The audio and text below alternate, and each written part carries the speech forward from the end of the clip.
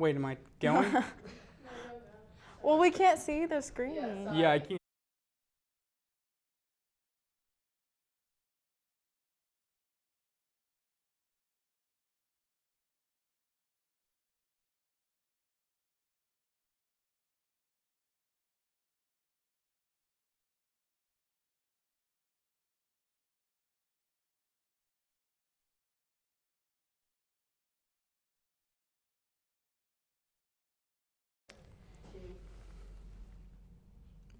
Hello and welcome. My name is Jacob Aldama.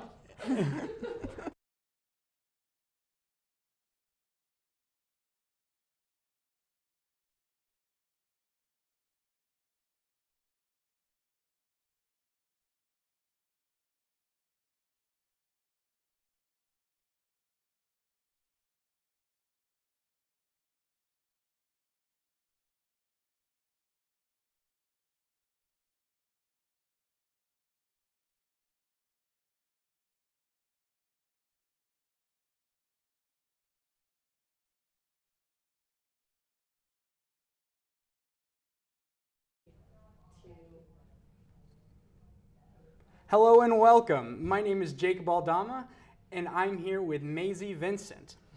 How are you doing today, Mazie? I'm good. How are you? Doing very well. So, I heard that you play golf. I do. What got you started? What?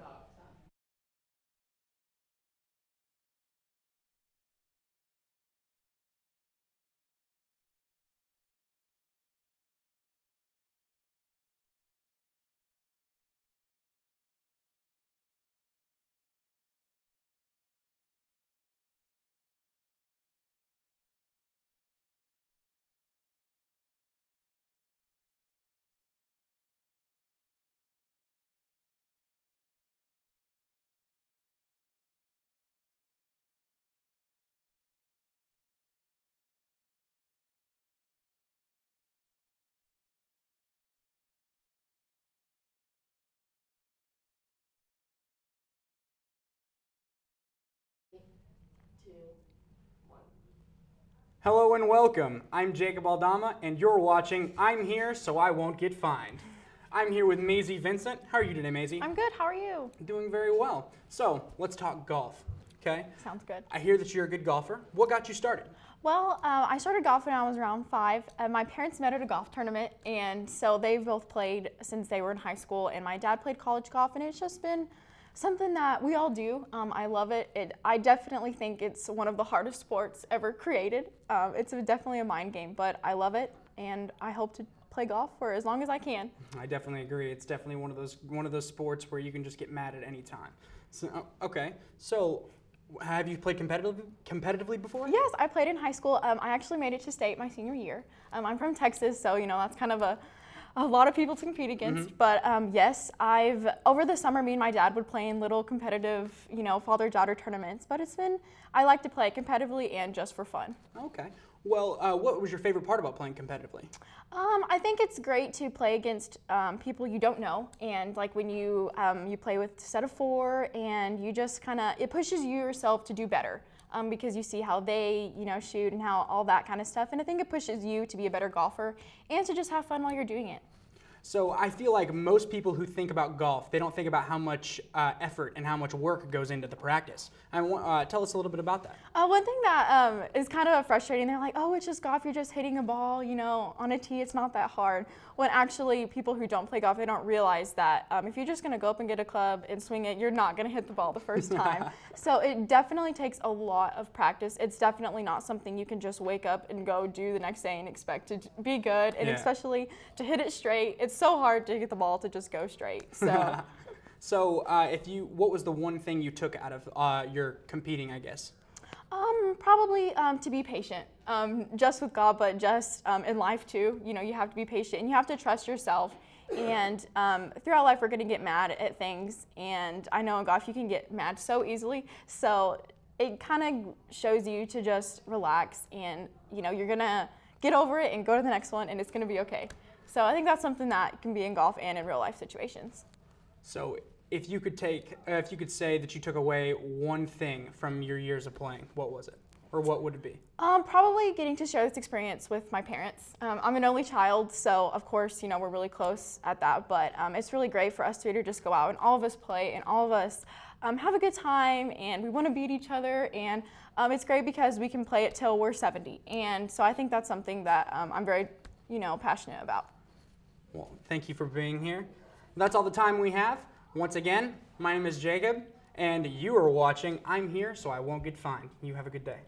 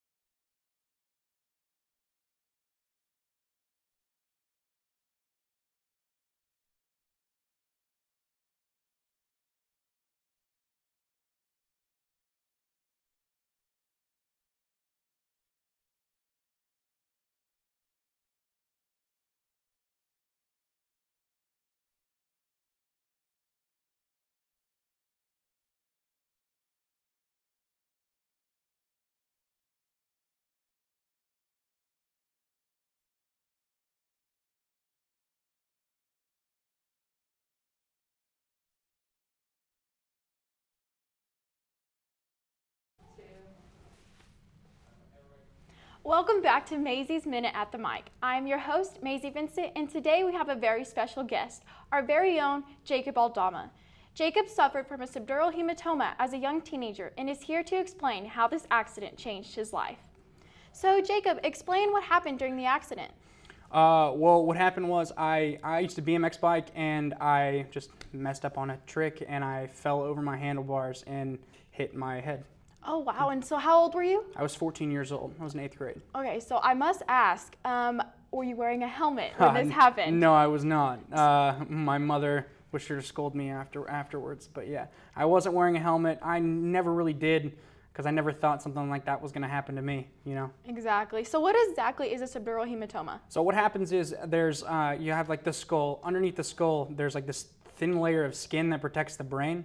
And so what happened was when my skull broke, it pierced that little protection layer, and blood started going into my brain. So I had to have brain surgery. Oh, wow. And it was the doctor told me, like, after the fact, like after I had woken up and everything in the hospital, he said if I'd have waited like 5 more minutes to go to the hospital, that I would have died, that I would have fallen into a coma, and there wouldn't have been anything that they could do to get me out of it. So did your friends take you to the hospital, or what happened? Well, the first thing, I thought I was fine. Like, I hit my head and I was like, it hurt, but I wasn't like in a lot of pain.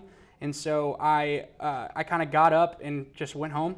And then I told my mom what happened, and she was looking at my head, and she said, and then one of my friends came up and told her what happened and explained how bad it was. And she said, and she knew that there was something wrong right away because there was no swelling happening. And which the reason why was because all the blood was going into my brain instead of like swelling up here. So since the accident, has it changed your views on life or what you participate in? Immediately, I used to play football, but I couldn't play contact sports afterwards. I have a metal plate in the left side of my head and some screws as well. And I've just learn to enjoy things more. Exactly. So. Well, that's all the time we have today, but Jacob, thank you so much for joining us and showing how we need to live each day to the fullest, because we never know what's going to happen. Yeah. Thank you for watching, and hope to see you next time at Mazie's Minute at the Mic.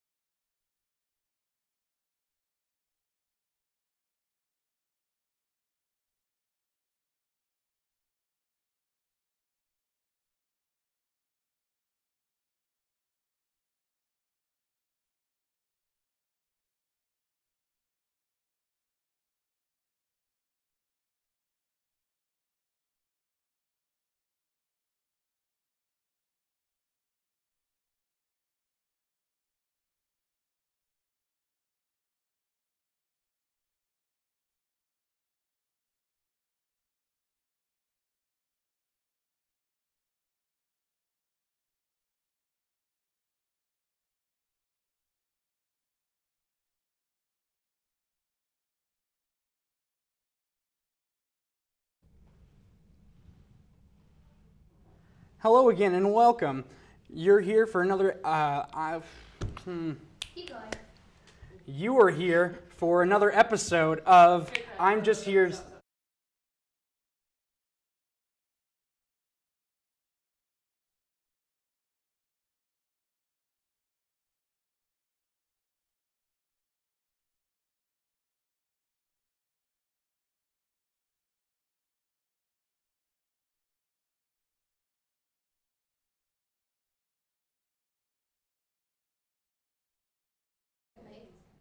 I mean, I'd hate for you guys not to hear my lovely voice in there.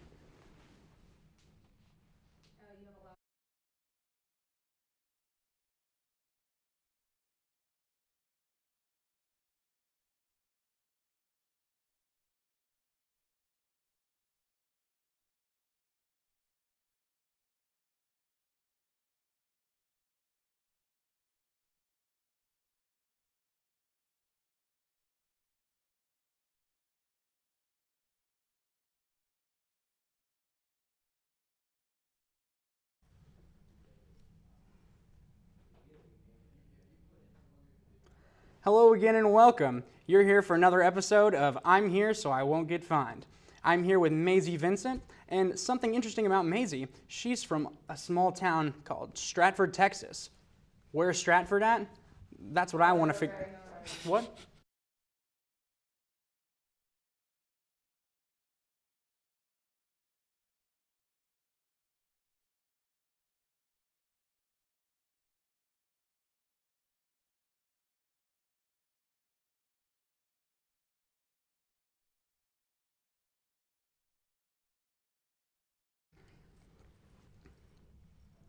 Hi, I'm Jacob Aldama, and you're here for another episode of I'm Here So I Won't Get Fined.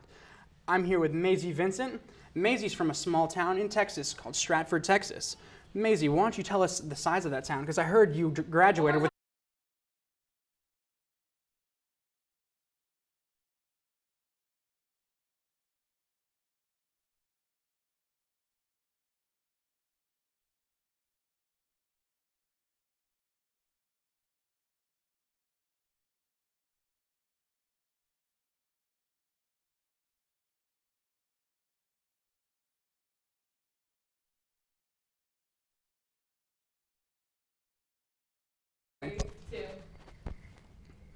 Hello again, I'm Jacob Aldama, and you're here for another episode of I'm Here So I Won't Get Fined. I'm here with Mazie Vincent.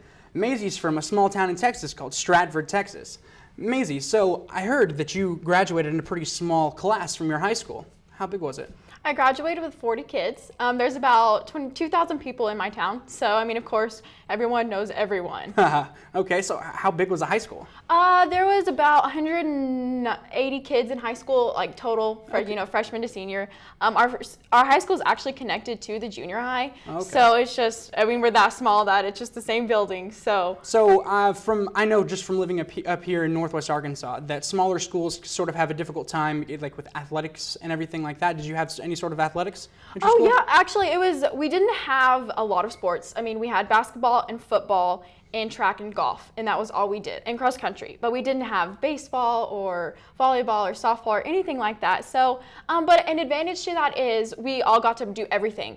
I know I went from cross country season to basketball season to golf and track, and everyone got to try out everything and find out what they were good at. And I think that's something that I really enjoyed about living in a small town. So you were busy all year then? Exactly, yes. And you're always doing something, and you go from season to season, and it keeps us busy and keeps us on top of our grades. So.